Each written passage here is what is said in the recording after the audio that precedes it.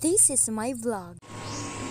Hello, good day. I am Kaye, a BPED student from University of Cebu main campus. And today's video, I will be sharing the information about the history of Mental, the Little Tokyo of the pre-war Philippines. Before I start, there are three objectives that we'll be able to. First is I recognize the significant role of Barangay Mental in the local history of Mindanao before World War II. Appraise the historical value of heritage sites in Mental. Recommend programs and projects of the preservation of heritage sites in Mental and other significant areas in Tugbok area.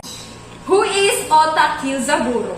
Ota Kyuzaburo, one of the early Japanese settlers, was a wealthy entrepreneur who arrived in the city in 1903, set up his Ota Development Company head office in Talomo, and after moved to Mental where his abaca business has not only flourished but has only driven the city's company.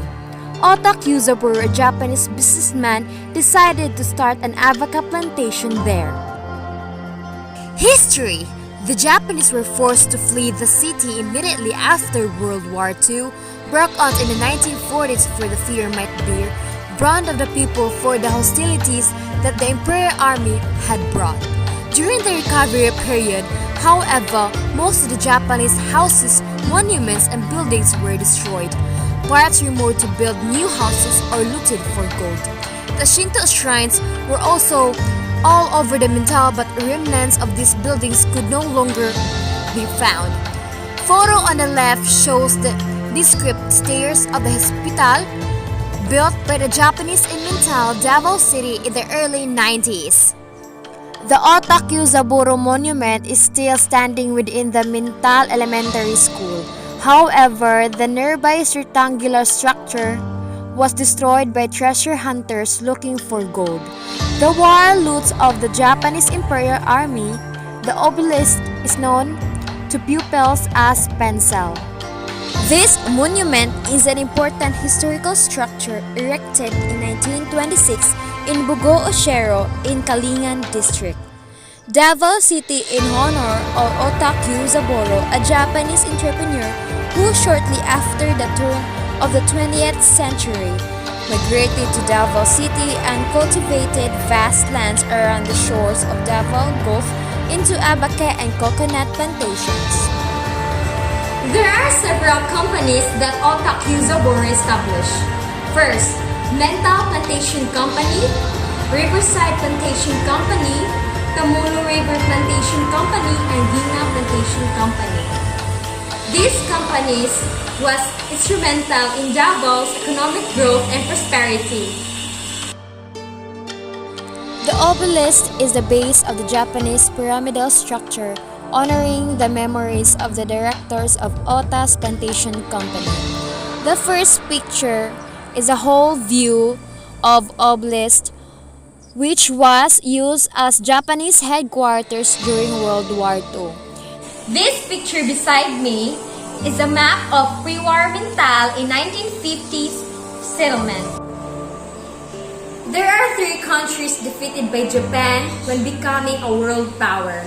First is the Russia in 1904, Korea in 1910, and Mongolia in 1931. The first picture is a peace pole, and the second is a World Peace Prayer Society that was built on May 11, 2009.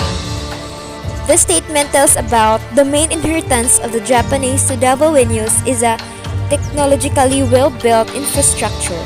One example is water catchment system setup. This inheritance makes the Davao race and development. But sad to say, they already unclear everything of what Japanese left to them, not even their culture, language, or even food. The story of Mental, the Japanese presence, and their contribution to contemporary life and culture is totally disregarded. A pity since this is such a crucial part of Davao history. Mental is an example of forgotten heritage. We have a lot of mental in the Philippines or many unique towns and districts that has been still discovered by dust. These places are just waiting for us to be rediscovered again so that the cultural significance will set us apart from their neighbors. Once we set this up, the pride of our place set in and for additional income to have their own cultural significance.